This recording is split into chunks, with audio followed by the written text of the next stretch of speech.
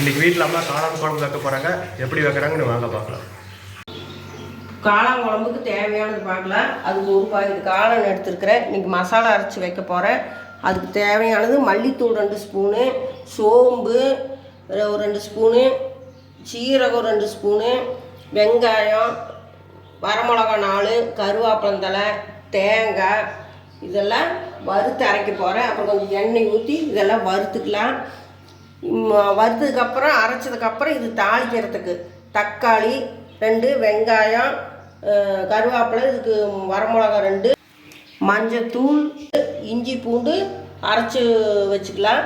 இது பட்டை தாளிக்கிறப்ப எண்ணெயில் போட்டு வறுக்கிறதுக்கு. இப்போ இது அரைக்கிறது இதெல்லாம் முதல்ல வறுத்து அரைச்சிக்கலாம். அது எப்படின்னு வாங்க பார்க்கலாம். காளான தண்ணியில் கழுவி நல்லா சுத்தம் பண்ணியாச்சு. இதே மாதிரி நீங்களும் 2ஆக கட் பண்ணிக்கங்க.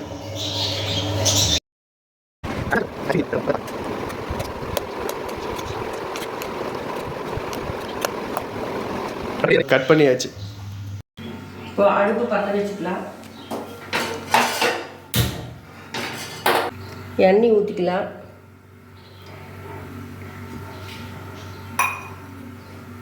வெங்காயம் போட்டுக்கலாம்.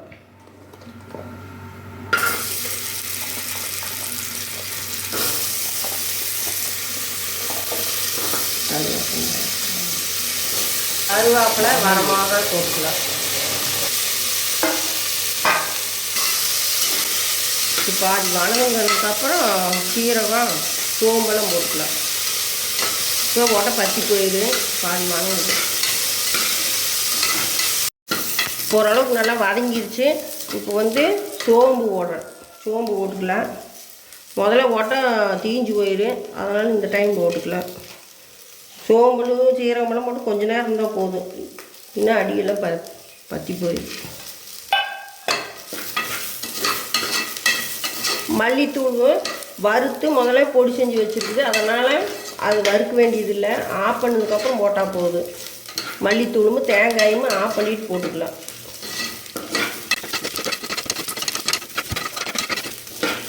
இப்போ வதங்கிருச்சு, ஆஃப் பண்ணிடலாம். ஆஃப் பண்ணதுக்கப்புறம் தேங்காய் போடுறேன்.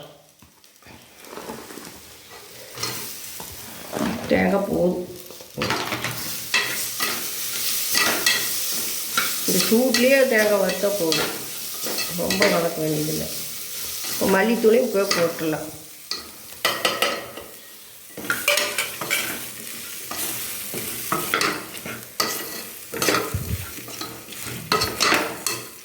போது வதங்கிருச்சு. ஆறுனதுக்கப்புறம் அரைச்சிக்கலாம். மசாலா வறுத்ததெல்லாம் அரைச்சிட்டு வந்தாச்சு. இஞ்சி பூண்டையும் அரைச்சி வச்சாச்சு. இப்போ குழம்பு எப்படி வைக்கலான்னு பார்க்கலாம். அடுப்பு பற்ற வச்சு எண்ணெய் ஊற்றிக்கலாம்.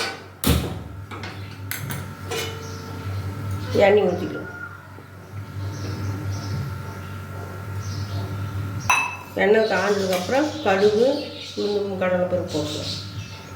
காய்ட்டு எண்ணெய் காஞ்சிருச்சு. கடலைப்பருப்பு, கடுகு, உளுந்தெல்லாம் போடுறேன்.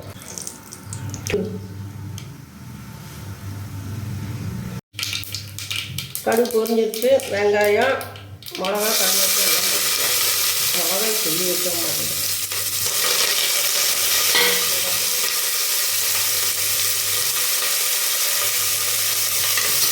வெங்காயம் வதங்கினதுக்கப்புறம் தக்காளி போட்டு வதக்கிட்டு அப்புறம் இஞ்சி பூண்டு போட்டு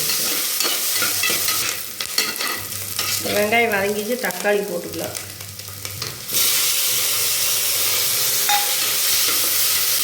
தக்காளி கொஞ்சம் வதங்கினதுக்கப்புறம் இஞ்சி பூண்டு போட்டுக்கலாம். தக்காளி தண்ணியெல்லாம் போயிடுச்சு. இப்போ இஞ்சி பூண்டு போட்டுக்கலாம்.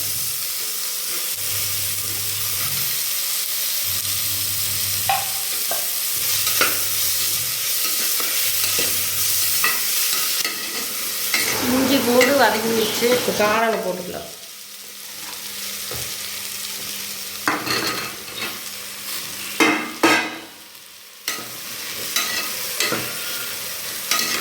காளானை போட்டு அதில் தண்ணியில் சுண்ட வரைக்கும் கொஞ்சம் வதக்கிக்கலாம்.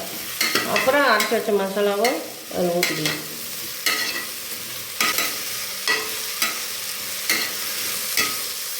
கொஞ்சம் வதங்கிட்டு அப்புறம் தண்ணி வெளியே வரும். வதங்கிட்டு காளான் நல்லா தண்ணியெல்லாம் வற்றிருச்சு. இப்போ வந்து அரைச்ச மசாலாவை ஊற்றிக்கலாம்.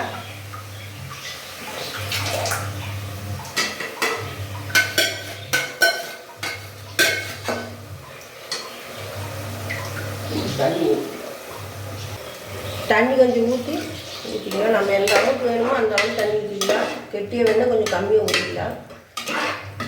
கொஞ்சம் தண்ணியாக வேணும் கொஞ்சம் தண்ணி அதிகமாக ஊற்றிக்கலாம். எனக்கு கொஞ்சம் தண்ணியாட்ட வைக்கிறதுனால கொஞ்சம் தண்ணி ஊற்றுறேன்.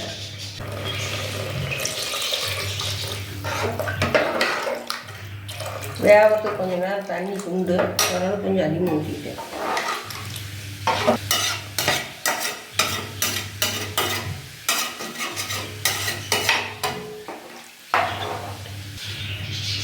மஞ்சத்தூள் போட்டுக்கலாம். உப்பு போட்டுக்கலாம்.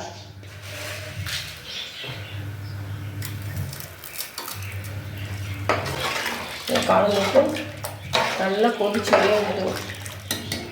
குக்கரில் வேணும் சவுண்டு விடனாலும் ஒரு சவுண்டு விட்டுக்கலாம். இப்படியே வந்தாலும் 10 நிமிஷம் சீக்கிரம் வெந்துடும். நம்ம இப்படியே விடுறோமா? இப்படியே வேகட்டும்.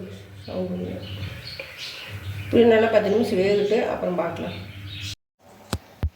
குழம்பு வெந்திருக்கு, பார்க்கலாம். காளான்லாம் நல்லா வெந்துருச்சு. குழம்பு ரெடி ஆயிடுச்சு. அவ்வளோதான். அவ்வளோதான். இதே மாதிரி நீங்களும் வீட்டில் செஞ்சு பாருங்க. கறி குழம்பு டேஸ்ட்லேயே இருக்குது. செஞ்சு பார்த்துட்டு எப்படி இருக்குன்னு சொல்லுங்கள்.